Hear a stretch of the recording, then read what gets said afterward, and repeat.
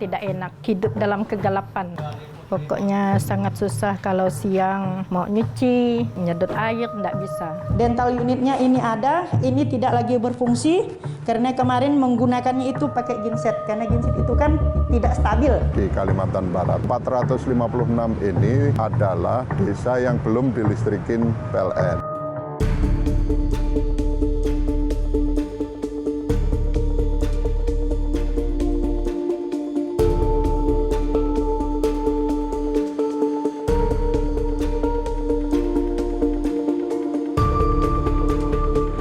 Tahun Indonesia merdeka, faktanya masih ada 1,5 juta rumah tangga yang belum mendapatkan pasokan listrik memadai dari negara. Kondisinya tersebar di sejumlah wilayah di Indonesia. Indonesia memiliki target untuk memberikan penerangan atau listrik kepada seluruh warga negara pada tahun 2020. Namun, upaya itu belum sepenuhnya terwujud. Apa penyebabnya? Dan mengapa pemerataan elektrifikasi di wilayah atau di daerah sulit diwujudkan? Inilah The Jurnalis. Menanti arus listrik.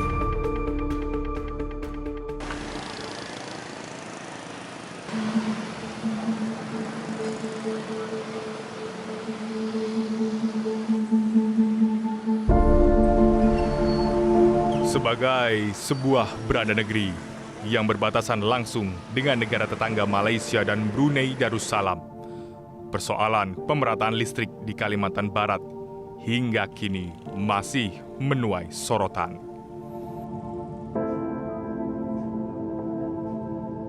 Meski rasio elektrifikasi di wilayah ini cukup tinggi, yakni mencapai 90% lebih, namun faktanya masih terdapat ratusan desa yang belum teraliri listrik. Arus listrik seolah menjadi barang langka bagi sebagian masyarakat di Kalbar karena begitu sulit mendapatkannya.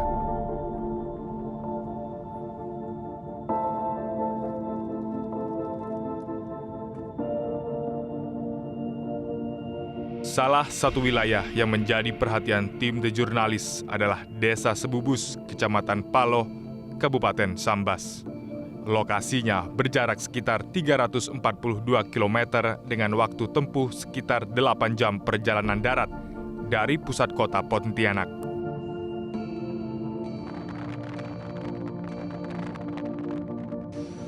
Desa Sebubus memiliki luas wilayah sekitar 32.000 meter persegi yang terdiri dari 11 dusun dan dihuni oleh 3.000 lebih kepala keluarga.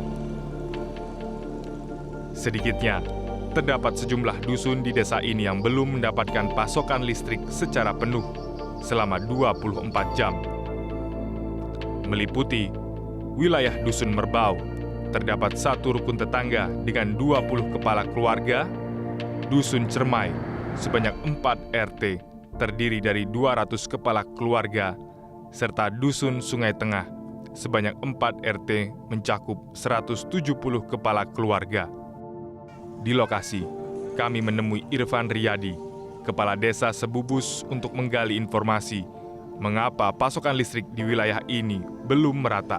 Meski sudah berulang kali mengadukan penderitaan warganya ke Pemkab Sambas dan instansi terkait, namun belum ada respon dari pejabat terkait. Apa dampak yang benar-benar dirasakan begitu bagi masyarakat di Desa Sebubus? Yang pertama, secara pelayanan. Pelayanan karena di kantor Desa Sebubus kita banyak pelayanan yang menggunakan listrik, terutama pembuatan surat domisili, surat pengantar, surat rekomendasi, dan pengurusan rekomendasi KK, KTP, akte, dan lain sebagainya. Apa solusi yang kemudian diambil oleh perangkat desa untuk mengatasi hal tersebut? Solusi pertama, kita dah sering membuat proposal, kemudian mengundang pejabat-pejabat tinggi untuk melihat langsung daerah yang terdampak yang belum teraliri listrik, tapi sampai sekarang belum ada progresnya lah yang menjanjikan kapan itu teraliri. Gangguan listrik itu masih ada, masih sering dijumpai. Kalau di daerah kami di Desa Sebubus 2 minggu sekali itu pasti ada pemadaman yang bisa 12 jam, paling cepat itu 8 jam. Kalau ada pemadaman kita off, kita pending ke hari besoknya. Ironisnya, krisis pasokan listrik yang dibiarkan selama bertahun-tahun di wilayah ini justru berdampak buruk bagi dunia pendidikan. Banyak masyarakat yang putus sekolah dikarenakan mungkin akses kemudian tempat mereka mau belajar itu sangat terganggu. Dan banyak anak muda di sana menjadi TKI. Saya selaku kepala desa melakukan prihatin lah dengan keadaan masyarakat kami yang mana yang belum teraliri listrik. Dari informasi warga, jaringan listrik terpasang terakhir kali di Dusun Merbau sekitar 7 tahun silam. Dan hingga kini, belum ada lagi tanda-tanda proses kelanjutan penyambungan jaringan listrik tersebut. Ada 3 dusun di Desa Sebubus ini yang sampai detik ini masih belum teraliri listrik secara maksimal. Salah satu dusun, yakni Dusun Merbau, ini merupakan titik terakhir atau tiang listrik terakhir yang berada di Dusun Merbau. Selepas area ini hingga Dusun Cermai dan Dusun Sungai Tengah, pasokan listrik belum maksimal. Didampingi oleh Jeffrey, seorang warga desa sekitar, kami melanjutkan penelusuran menuju Dusun Cermai, yang lokasinya berada di pulau di seberang dermaga Sumpit. Untuk menuju dusun ini, kami harus menggunakan kapal feri untuk sampai ke pelabuhan Cermai. Penyeberangan menuju Dusun Cermai memakan waktu tidak kurang dari 10 menit.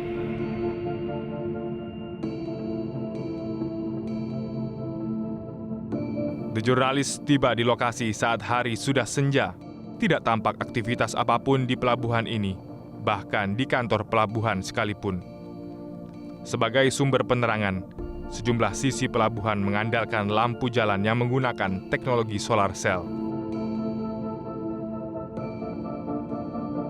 Hari semakin gelap saat kami melanjutkan perjalanan menuju lokasi peliputan. Sepanjang perjalanan itu pula, kami tidak melihat satupun instalasi jaringan listrik di dusun ini yang terpasang. Di Dusun Cermai, The Jurnalis menemui Triani, seorang warga yang tinggal di dusun ini sejak tahun 1993. Sudah hampir 30 tahun, Triani tinggal bersama suami beserta 3 orang anaknya di dusun ini. Ia tentu paham betul bagaimana hidup di tengah kondisi minimnya listrik di wilayah ini. Untuk memenuhi kebutuhan listrik keluarganya, saat ini Triani menggunakan genset yang hanya bisa dinyalakan selama 12 jam. Maklum, setiap hari perempuan berusia 43 tahun ini harus merogoh uang tambahan sebesar Rp60.000 untuk keperluan membeli solar dan menyalakan genset setiap malam.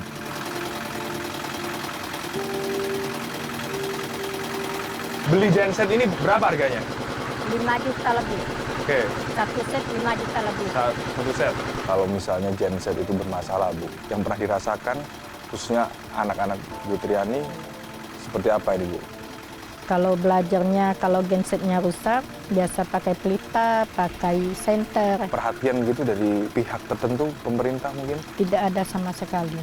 Biasa datang, nyorte, janjinya tidak tepat. Saya selaku masyarakat Cermai sangat berharap sama pemerintah. Ingin dimasukkanlah listriknya, karena sudah bertahun-tahun.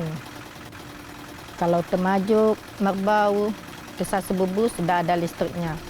Masa kami Desa Cermai tidak ada, dilewati. Rupanya, terbatasnya aliran listrik juga mempengaruhi usaha toko kelontong yang dirintis Triani selama ini. Lihat saja, produksi es batu yang ditekuninya selama ini. Lemari pendingin miliknya tidak mampu bekerja secara maksimal. Nah, ini merupakan es batu yang biasa digunakan untuk jual es, ikan. Nah ini kan lagi, kalau misalnya udah mencair seperti ini, rugi jatuhnya Bu. Ini satu ini 5.000. 5.000. Kalau belinya 3.000. Nah ini kulkasnya kalau misalnya dipakai nggak kuat ya gensetnya. Oh iya. Karena wattnya terlalu besar ya kulkasnya. Terbatasnya pasokan listrik juga dirasakan oleh Fresti, anak kedua Triani yang saat ini duduk di bangku sekolah kelas 11 SMA Negeri 3 Paloh. Fresti mengaku tidak optimal belajar saat malam tiba karena penerangan terbatas. Apalagi saat kondisi genset terjadi kerusakan, Dara berusia 17 tahun ini terpaksa belajar dengan penerangan seadanya menggunakan pelita. Pristi, ini bagaimana kendala yang dihadapi selama belajar? Untuk kendalanya mungkin agak susah karena tidak ada lampu. Saya jadi kesulitan belajar dan kondisi gelap mungkin jadi susah untuk belajarnya. Dan seperti inilah kondisi wilayah ini saat hari semakin larut. Penerangan minim, ditambah akses jalan yang belum begitu mulus, membuat kondisi kian memprihatinkan. Seluruh kebutuhan listrik sepenuhnya bergantung hanya pada saat mesin genset yang masih menyala. Saat mesin ini berhenti berputar, maka berhenti pula pasokan listrik yang mengalir di setiap rumah.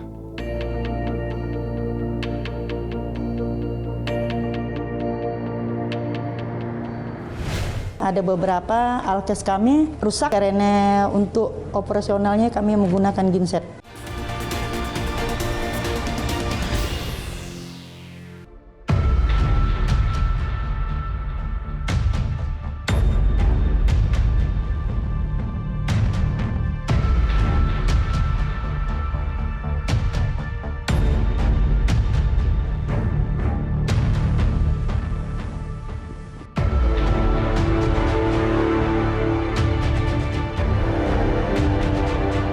Bang Jeffrey, ini kan setelah semalam kita bermalam di Dusun Sebubus, hari ini The Jurnalis kembali melanjutkan perjalanan menuju lokasi liputan pertama di Desa Temajuk. Ini informasinya ada beberapa dusun ya Bang ya yang masih belum teraliri listrik. Betul begitu Bang? Ya, betul. Di Dusun Camar Bulan ada 146 kakak yang belum teraliri listrik. Kalau gitu kita langsung ke lokasi aja Bang.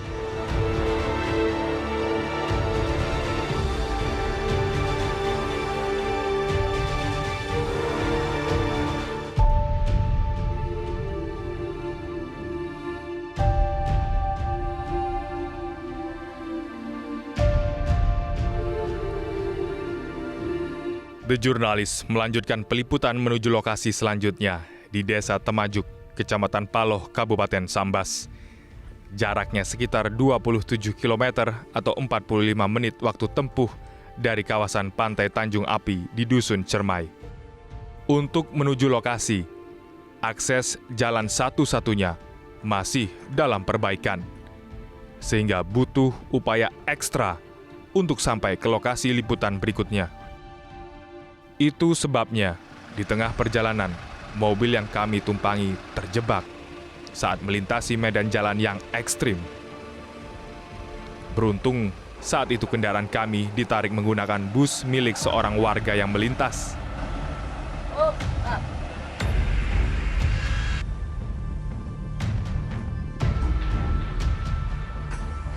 Namun naas, mobil kami kembali terjebak. Dan kali ini harus ditarik menggunakan alat berat.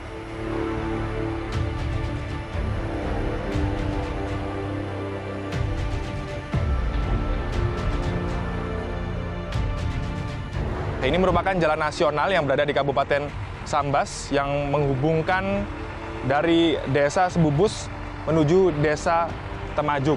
Dan infrastruktur jalan menjadi hal penting agar pasokan listrik khususnya di daerah-daerah terpencil ataupun daerah-daerah terluar ini bisa tersuplai dengan maksimal.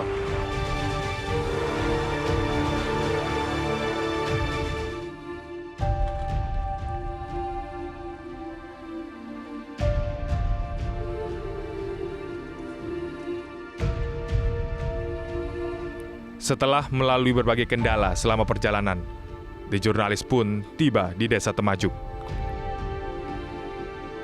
Saat kami tiba, aktivitas warga desa ini berlangsung normal. Kami juga mendapati infrastruktur jaringan listrik di sejumlah titik sudah terpasang.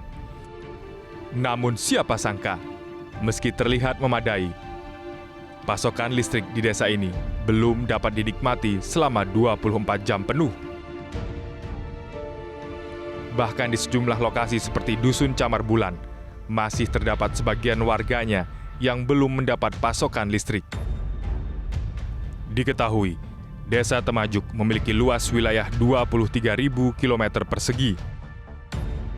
Dihuni sebanyak kurang lebih 2.800 jiwa.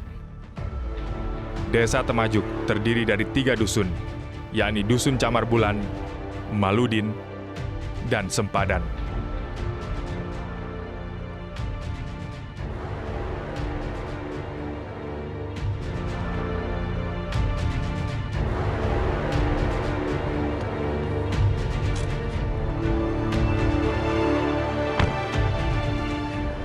Oke, Bang Jeffrey ini tadi setelah menempuh perjalanan kurang lebih 3 jam, ditambah ada kendala akses jalan yang rusak, kita sampai juga ya di Desa Temajuk ini.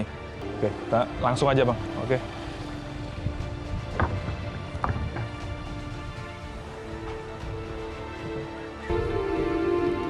Sri Liza, Sekretaris Desa Temajuk menyebut, di wilayahnya saat ini terdapat 2 RT di Dusun Camar Bulan yang belum mendapat pasokan listrik.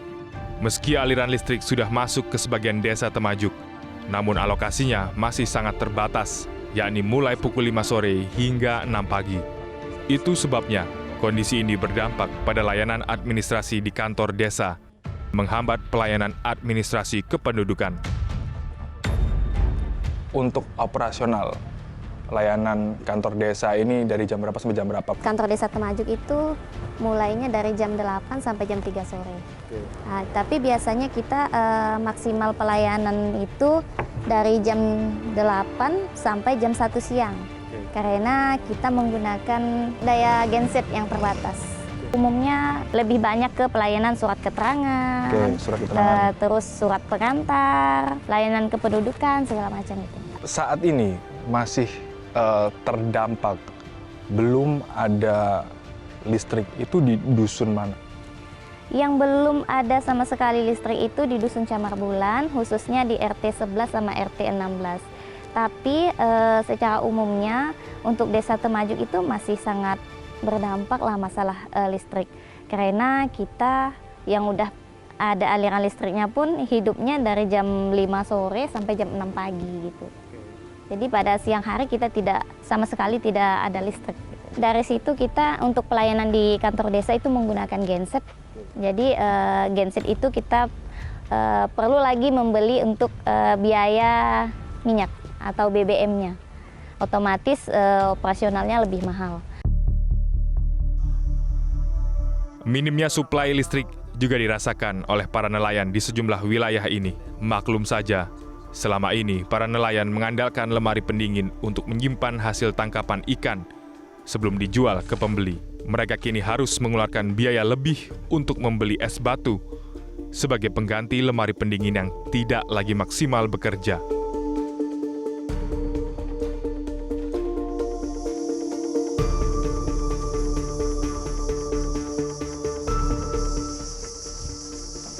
Sore, Bang Untung. Gimana kabar? Alhamdulillah baik. Alhamdulillah baik ya. Wah, ini lagi sibuk apa ini Bang Untung? Lagi benerin jaring. Lagi benerin jaring ya? Oke. Daerah Sambas ya. Sambas ini khususnya perbatasan ini kan masih belum sepenuhnya teraliri listrik. Dampak yang dirasakan seperti apa Bang? Es batu es gitu kan. Kenapa itu?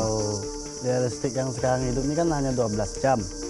Jadi es batu tuh kan kalau 12 jam tuh kan nggak terlalu beku. Nah, jadi kalau dibawa nelayan itu kan dibawa melaut, ya mungkin dibilang 5-6 jam di laut udah mencair. Daripada kita melaut, ikannya nanti busuk, nggak bawa es, ya mau udah mau, kita harus beli juga. Ya, walaupun 5-6 jam udah mencair ya, daripada ikannya busuk kan.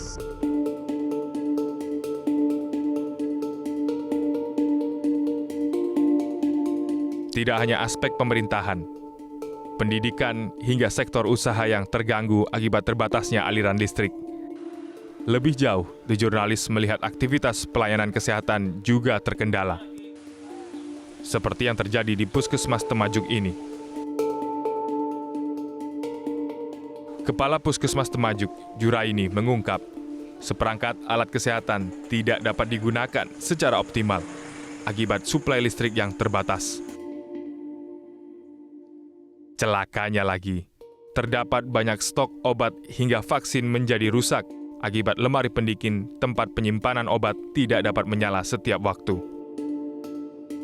Situasi ini membuat layanan kesehatan menjadi terkendala. Dari pertama, dari pendaftaran juga udah memerlukan listrik.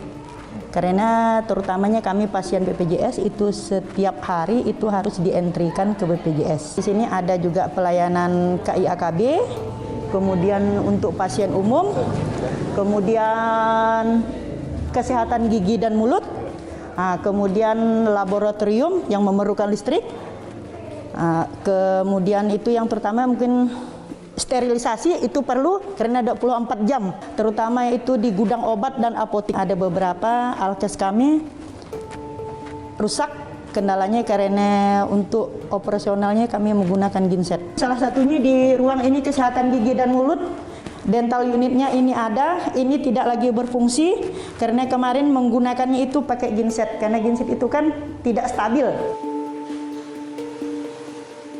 Meski begitu, perlu biaya tambahan yang cukup besar agar tetap dapat menggunakan genset untuk menopang aktivitas kesehatan di puskesmas.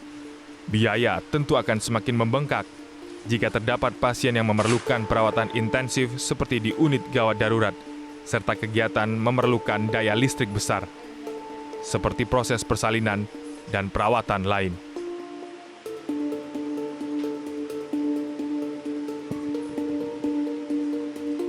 Ini memang berdampak, terutama kami penyimpanan vaksin, karena vaksin itu kan harus di kulkas. Ada beberapa obat itu yang rusak. Ini mungkin untuk penyimpanan obat-obatan kan harus dalam suhu tertentu, dan kemudian ini untuk vaksin rutin dan obat lainnya. Jika kondisi ini dibiarkan berlarut-larut, bisa jadi akan berdampak buruk bagi pelayanan kesehatan di puskesmas ini. Maklum, pusat pelayanan kesehatan merupakan objek vital yang harus terjamin pasokan listriknya, karena elemen di dalamnya menyangkut kesehatan dan nyawa manusia. Keadaan ini boleh jadi hanya satu contoh kecil betapa belum meratanya pasokan listrik memiliki dampak yang begitu luas di berbagai sektor. Program elektrifikasi yang selama ini didengungkan pemerintah semestinya pula segera memperhatikan wilayah di pelosok negeri, baik di wilayah Kalimantan Barat maupun provinsi lainnya, sehingga elektrifikasi tidak terkesan hanya fokus di kota besar. Kalimantan Barat sangat berharap karena hal ini, karena belum punya listrik ini, belum merdeka mereka.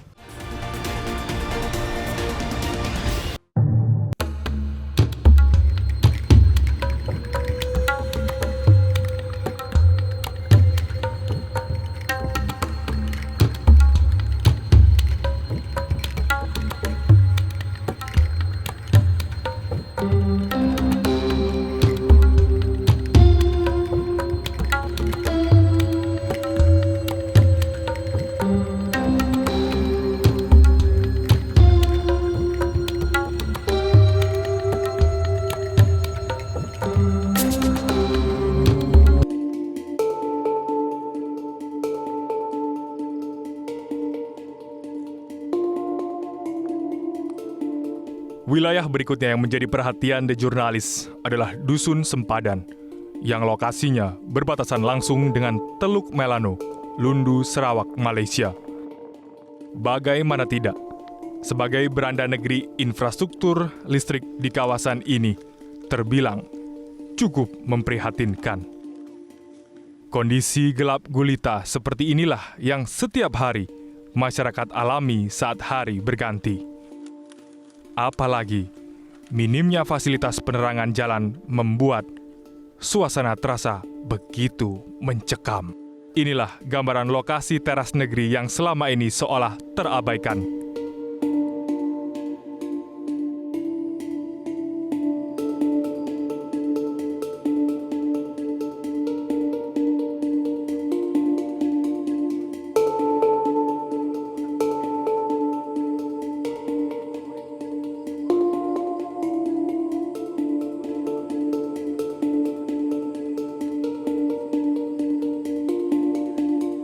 Setelah menempuh 30 menit perjalanan dari Dusun Maludin, The Jurnalis tiba di pos Temajuk Dusun Sempadan. Lokasi ini merupakan titik perbatasan Indonesia dengan negara bagian Sarawak, Malaysia. Ya, saat ini saya sudah berada di zero point atau titik perbatasan antara Republik Indonesia dan juga Malaysia, atau tepatnya di Dusun Sempadan. Lokasinya memang tidak jauh dari kantor desa Temajuk, sekitar 20-30 menit untuk mencapai lokasi. Di pos batas ini, The Jurnalis menemui Syahroni, Kepala Dusun Sempadan, serta Komandan Pos Satgas Pengamanan Perbatasan RI Malaysia dari Yonif 645 Garda Tamayuda, Letda Infanteri Karya Imanta Ginting. Kondisi warga di sini, Pak Syahroni, ini ada berapa banyak kepala keluarga, kemudian ada berapa banyak RT RW yang ada di lokasi ini, Pak? RT-nya ada 5 RT, RW-nya ada 2 RT, 2 RW. Kalau warganya tuh sekitar kurang lebih 200 jiwa lah, 200 kakak. Harapan kita bagaimana sampai dengan negara tetangga lah, walaupun negara tetangga tidak nyampai ke pinggir batasnya, tapi di dalam beliau kan udah lebih baik penerangannya kayak daripada kita. Hidupnya juga udah 24 jam kayak. Kalau dari awalnya memang di Desa Temajuk memang agak sulit, terutama dari transformasi infrastruktur jalan tuh memang agak kurang kayak. Jadi untuk penerangan itu alhamdulillah walaupun nggak mencukupi tapi bolehlah gitu. Jadi kami sudah melakukan beberapa hal tapi kandas tidak bisa berlanjut.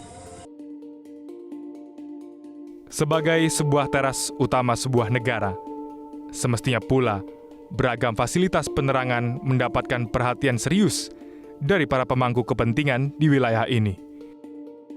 Faktanya, justru sebaliknya, suplai listrik di kawasan ini begitu minim.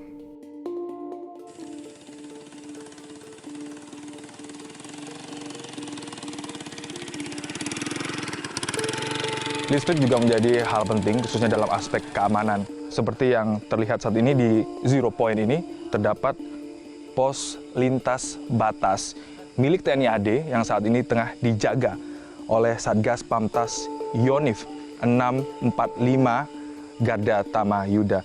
Dan bisa dilihat bahwa kondisi pos lintas batas ini untuk penerangan memang sangat minimalis sekali.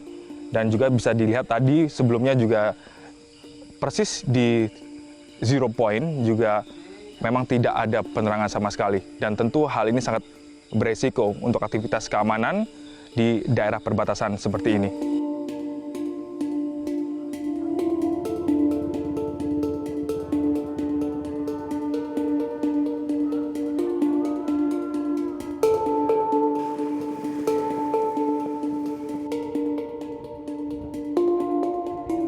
Ketua Komisi 4 DPRD Provinsi Kalimantan Barat, Subhan Nur, mengungkap ada sejumlah persoalan yang membuat pemerataan listrik di Kalbar masih belum merata. Mulai dari aspek sosiologis, geografis, tumpang tindih lahan, hingga persoalan pendanaan. Sebenarnya apa yang menjadi kendala utama sehingga suplai listrik ke beberapa tempat ini begitu sulit, Pak, sampai dengan saat ini? Nah, jadi kita minta bahwa pemerintah pusat, lembaga teknis khususnya PLN ini mengestimasi 5 triliun dari aspek perencanaan. Ya kita minta bahwa 5 triliun ya gelontorkan 1 tahun, insya Allah bahwa ini pasti connect lah. Dan tentu masyarakat Kalimantan Barat sangat berharap karena hal ini, karena belum punya listrik ini, belum merdeka mereka.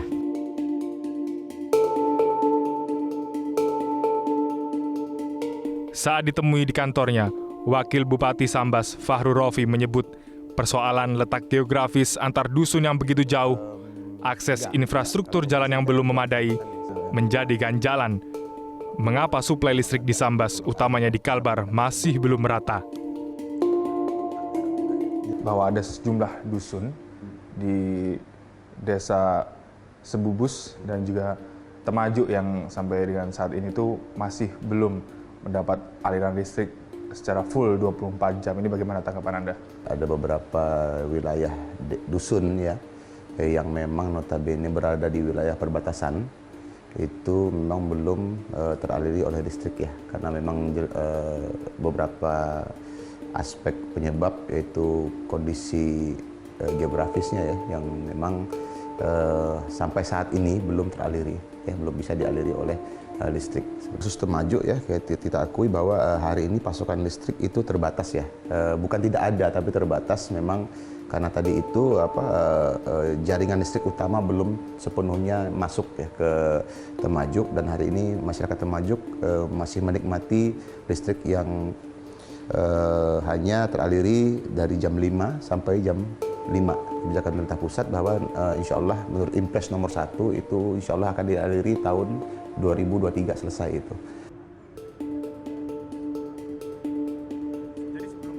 Lebih lanjut, Muhammad Sofin Hadi, General Manager PLN Unit Induk Distribusi Kalimantan Barat, saat ditemui The Jurnalis membeberkan mengapa proses pembangunan jaringan listrik di sebagian wilayah di Kalimantan Barat masih terbatas. Pak Sofin, mungkin bisa dijelaskan Pak, gambaran seperti apa infrastruktur jaringan listrik di Provinsi Kalimantan Barat ini Pak? Di antara semuanya masih menyisakan 456 desa yang belum berlistrik di Kalimantan Barat. 456 ini adalah desa yang belum dilistrikin PLN.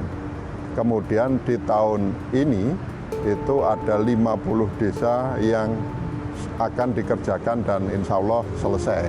Jadi tinggal sisa 400. Namun dari 400 itu ada 50 desa yang sudah menggunakan listrik mandiri dari pembangkit, dari diesel, dari swadaya masyarakat. Jadi sisanya 300-an desa itu yang belum listrik sama sekali.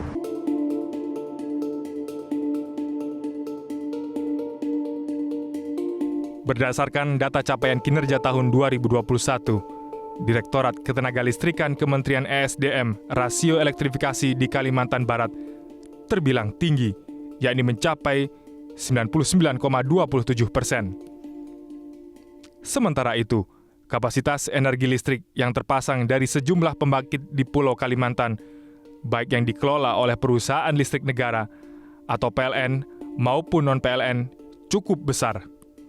Yang berasal dari energi fosil mencapai 4.579 MW, sementara yang bersumber dari energi baru terbarukan sekitar 349,43 MW, sehingga total kapasitas terpasang sekitar 4.928,3 MW. Sementara tegangan yang dihasilkan dari transmisi mencapai 7.393 kms, sementara yang berasal dari gardu induk sebesar 6.843 MVA. Namun, yang menjadi pertanyaan kemudian, mengapa pemerataan suplai listrik di wilayah Kalimantan, utamanya di Kalimantan Barat, masih belum merata? Suplai listrik yang mengalir belum sepenuhnya dapat dinikmati masyarakat. Pasokannya dibatasi, sehingga membuat aktivitas warga di sejumlah sektor jadi terhambat.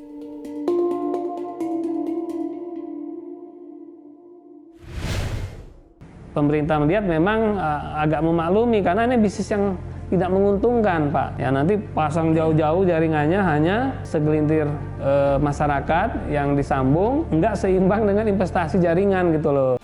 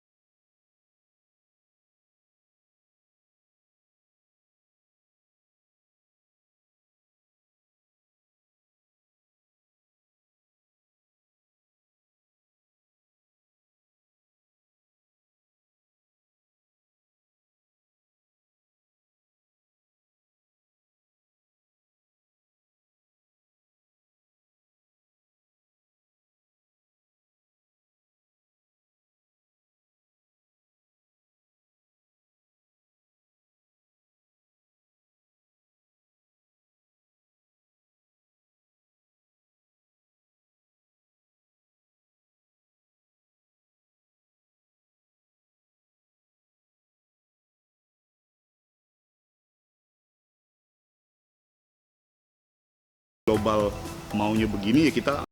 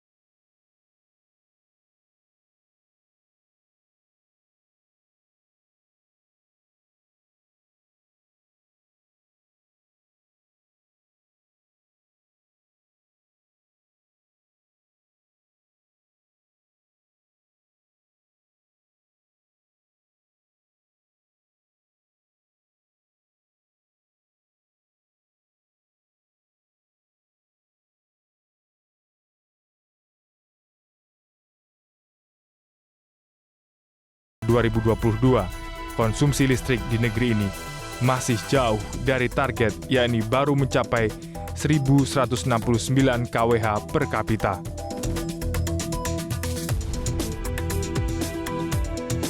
Kalau kita melihat atau mengukur dari case Kalimantan Barat, di mana ada peningkatan bentuk perhatian pemerintah kan melalui dari tadi peningkatan anggaran pembangunan listrik di daerah pedalaman. Ya, suka ataupun tidak suka, secara sejujurnya kontribusi pemerintah pusat melalui PLN sudah cukup signifikan. Namun kan kita maunya kan tidak hanya sekedar di daerah Kalimantan Barat. Kita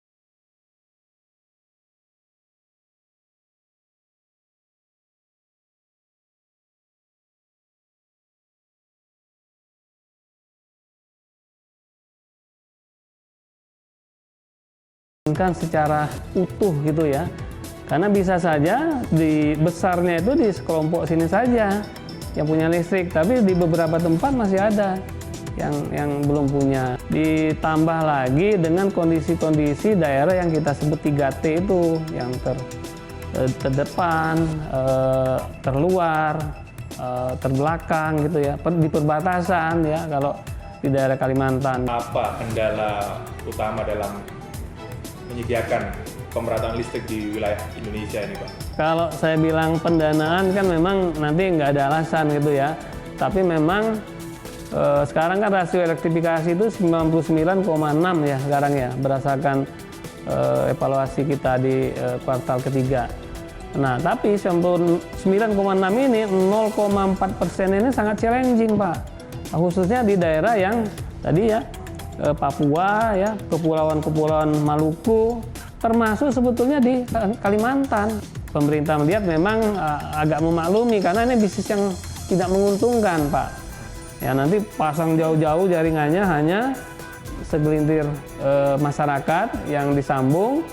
Nah, nggak seimbang dengan investasi jaringan gitu loh, bayaran per bulannya yang ini. Tapi ini tidak boleh menjadi alasan PLN ya. Jadi pemerintah dan PLN sepakat terus berusaha memperluas jaringan ya. Kami juga sudah ditentukan PMN-nya itu kan 10T, tapi hanya 4,5T yang untuk Lisdes.